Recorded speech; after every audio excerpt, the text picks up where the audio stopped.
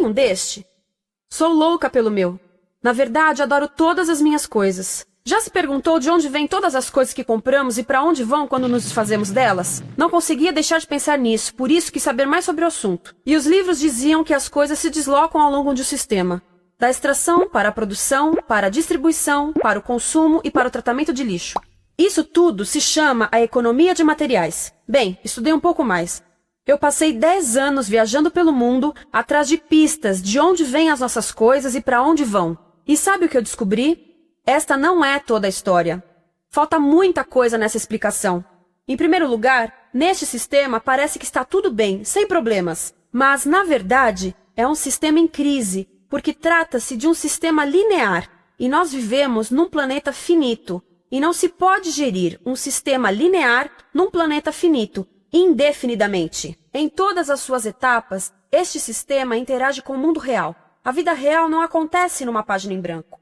Interage com sociedades, culturas, economias, o ambiente, e durante as etapas a vida vai se chocando contra seus limites. Limites que aqui não vemos porque o diagrama está incompleto.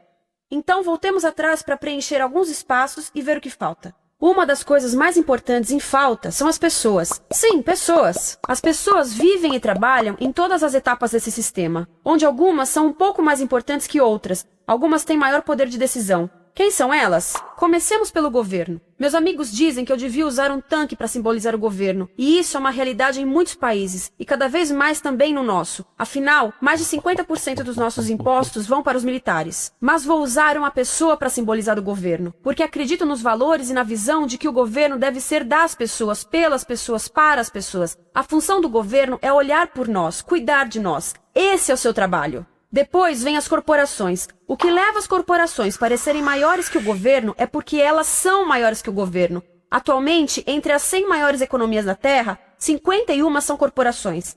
À medida que as corporações foram crescendo, em tamanho e poder, assistimos a uma pequena mudança no governo, como se estivessem mais preocupados com o bem-estar deles do que com o nosso. Muito bem, então vejamos o que mais falta nessa imagem. Começaremos pela extração, que é uma palavra pomposa para exploração de recursos naturais, que por sua vez é uma palavra pomposa para destruir o planeta. A verdade é que cortamos as árvores, arrebentamos as montanhas para extrair os metais, consumimos toda a água e exterminamos os animais. Aqui enfrentamos o nosso primeiro limite. Estamos ficando sem recursos naturais. Estamos utilizando demasiados materiais. Sei que isto pode ser difícil de ouvir, mas é a verdade. Por isso temos que lidar com isso. Durante apenas as 3 últimas décadas, foram consumidos 33% dos recursos naturais do planeta. Desapareceram. Cortamos, minamos, perfuramos e destruímos o planeta tão depressa que estamos debilitando a capacidade do planeta para sustentar o nosso modo de vida. Aonde eu vivo, nos Estados Unidos, resta-nos menos de 4% da nossa floresta original. 40% dos cursos de água estão impróprios para o consumo. E o nosso problema não é apenas estarmos utilizando demasiados recursos, mas o fato de estarmos utilizando mais do que a nossa parte. Temos 5% da população mundial, mas usamos 30% dos recursos mundiais. Se todos consumissem ao ritmo dos Estados Unidos, precisaríamos de 3 a 5 planetas. E sabem uma coisa? Só temos um. Então, a resposta do meu país a essa limitação é simplesmente ir tomar dos outros. Este é o terceiro mundo, que alguém dirá tratar-se apenas de uma expressão para designar o local para onde foram as nossas matérias-primas. E o que é que acontece?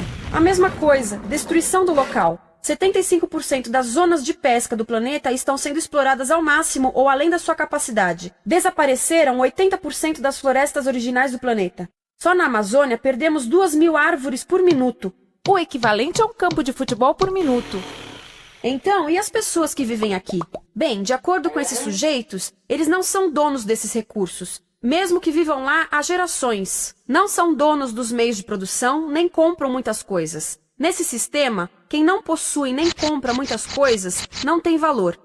A seguir, as matérias-primas seguem para a produção, aonde utilizamos energia para misturar químicos tóxicos com recursos naturais para produzir produtos contaminados com tóxicos.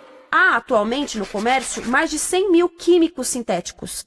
Apenas um punhado foi testado para avaliar o seu impacto na saúde, e nenhum foi testado em relação aos impactos sinérgicos na saúde, ou seja, a interação com todos os outros químicos aos quais estamos expostos diariamente.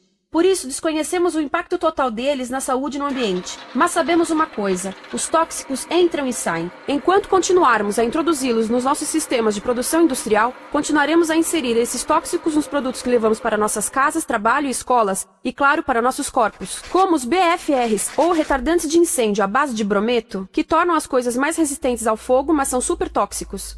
São neurotóxicos, ou seja, tóxicos para o cérebro. O que é que estamos fazendo usando esses químicos? Apesar disso, os usamos em nossos computadores, eletrodomésticos, sofás, colchões e até alguns travesseiros. Sim, pegamos nossos travesseiros, os revestimos com neurotoxinas, levamos para casa e dormimos por 8 horas com eles. Não sei, mas acho que num país com tanto potencial, poderíamos ter uma maneira melhor de evitar que as cabeças peguem fogo à noite. Sabia que essas toxinas vão se acumulando ao longo da cadeia alimentar e se concentram nos nossos corpos? Sabe qual é o alimento do topo da cadeia alimentar com o nível mais elevado de químicos tóxicos? O leite materno. Isto significa que os menores membros das nossas sociedades, os nossos bebês, recebem as maiores doses de químicos tóxicos das suas vidas a partir do leite das suas mães. Não acha que é uma incrível violação? A amamentação deveria ser o mais importante ato humano de nutrição. Deveria ser algo sagrado e seguro. A amamentação continua a ser o melhor e as mães devem amamentar, mas nós deveríamos proteger esse ato. Eles deviam protegê-lo. Eu pensava que zelavam pelos nossos interesses. As pessoas que mais sofrem com esses produtos químicos são os trabalhadores das fábricas. Muitos são mulheres em idade reprodutiva que trabalham com toxinas que afetam a gestação, carcinogênicos e muito mais. Agora eu pergunto: que tipo de mulher em idade reprodutiva trabalharia num emprego deste, exposta a estas toxinas, a não ser uma mulher sem outra alternativa? Essa é uma das maravilhas desse sistema. A erosão dos ecossistemas e economias locais aqui garante um fluxo constante de pessoas sem alternativas. No mundo, há 200 mil pessoas por dia se deslocando de ambientes que as sustentaram ao longo de gerações para cidades, onde muitas vivem em bairros de lata, à procura de emprego, por mais tóxico que seja. Não só os recursos são desperdiçados ao longo desse sistema, mas também pessoas, comunidades inteiras são desfeitas. Sim, as toxinas entram e saem. Muitas delas saem das fábricas em produtos, e muitas mais saem como subprodutos, ou poluição, e estamos falando de muita poluição. Nos Estados Unidos, as indústrias admitem liberar mais de 1.800.000 quilos de químicos tóxicos por ano.